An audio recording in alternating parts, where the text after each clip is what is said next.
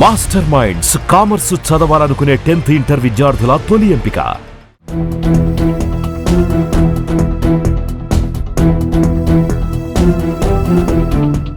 వాళ్ళంతా gang rape నిందితులు. చేసిందే తప్పు, పైగా కోర్టు బెయిల్ ఇవ్వడంతో బయటికొచ్చి కార్లతో ర్యాలీ చేస్తూ హల్చల్ చేశారు. అసలు వీళ్ళు మనుషులేనా అన్న ప్రశ్నలు తలెత్తుతున్నాయి. చేసిన తప్పును సరిదిద్దుకోవాల్సింది పోయి కోర్టు బెయిల్ ఇచ్చిందని సంబరపడిపోతూ పెద్ద ఎత్తున ర్యాలీ చేయటం ఇప్పుడు కర్ణాటకలో తీవ్ర వివాదాస్పదంగా మారింది. ఇందుకు సంబంధించిన వీడియో ప్రస్తుతం వైరల్ అవుతోంది.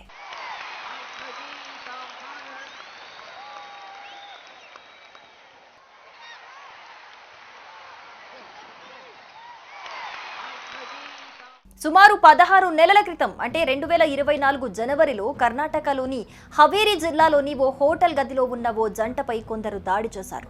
మహిళను సమీపంలోని అడవిలోకి లాక్కెళ్లి సామూహిక అత్యాచారానికి పాల్పడ్డారు. ఈ కేసుకు సంబంధించి అఫ్తాబ్ చందనకట్టి, మదార్ సాబ్ మండక్కి, సమీబుల్లా లాలానవర్, మహమ్మద్ సాదిక్ అగసీం అని, షోయబ్ ముల్లా, తౌసిఫ్ చోటి, రియాజ్ సబికేరి అనే 7 ప్రధాన నిందితులను పోలీసులు అరెస్టు చేసి జ్యుడిషియల్ కస్టడీకి తరలించారు. అయితే ఈ 7 నిందితులకు హవేరీ సెషన్స్ కోర్టు తాజాగా బెయిల్ మంజూరు చేసింది.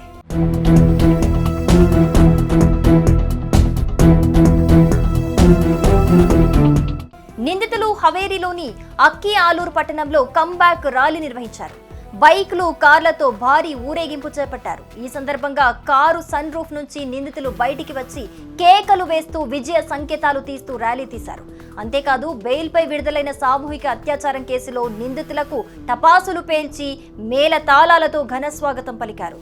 దేశం కోసం జైలుకెళ్లినట్టు విజయోత్సవ ర్యాలీ నిర్వహించారు. వారి స్నేహితులు, అనుచరగణం కార్లు, బైకులతో భారీ ఊరేగింపు చేపట్టారు. ఈ ఊరేగింపునకు సంబంధించిన వీడియోలు ప్రస్తుతం సోషల్ మీడియాలో వైరల్ అవుతున్నాయి.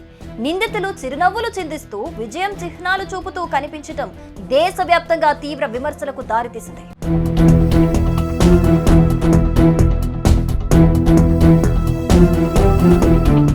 ఇక మరోవైపు బాధితురాలు మెజిస్ట్రేట్ ముందు ఇచ్చిన వాంగ్మూలం తర్వాత మాత్రమే గ్యాంగ్ రేప్ కేసుగా మార్చారు. మొదట పోలీసులు దీన్ని మోరల్ పోలీసింగ్ కేసుగా నమోదు చేశారు. ఎందుకంటే వేర్వేరు మతాలకు చెందిన బాధితురాలు, ఆమె భాగస్వామి ఆ హోటల్ గదిలో ఉన్నారు. జనవరి 11న ఆమె మెజిస్ట్రేట్ ముందు ఇచ్చిన స్టేట్మెంట్ ఆధారంగా గ్యాంగ్ రేప్ సెక్షన్లను జోడించారు. మొత్తంగా ఈ కేసులో 19 మందిని అరెస్టు చేశారు. వారిలో 7 ప్రధాన నిందితులు కాగా మిగతా 12 మంది వారికి సహకరించడం లేదా బాధితురాలిని శారీరకంగా హింసించినట్టు భావిస్తున్నారు. ఆ 12 మందికి దాదాపు 10 నెలల కిందటే బెయిల్ మంజూరైంది. ప్రధాన నిందితులకు మాత్రం ఇటీవల కోర్టు బెయిల్ మంజూరు చేసింది. విచారణ సమయంలో బాధితురాలు నిందితులను గుర్తించేటప్పుడు తడబడటంతో కేసు బలహీనపడినట్లుగా సమాచారం అందుతోంది.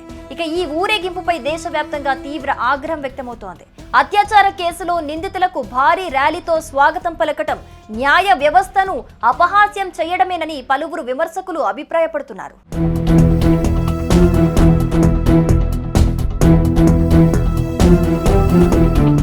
సుమన్ టీవీలో మీ పర్సనల్ అండ్ బిజినెస్ ప్రమోషన్స్ కోసం కింది నెంబర్కి కాంటాక్ట్ చేయండి.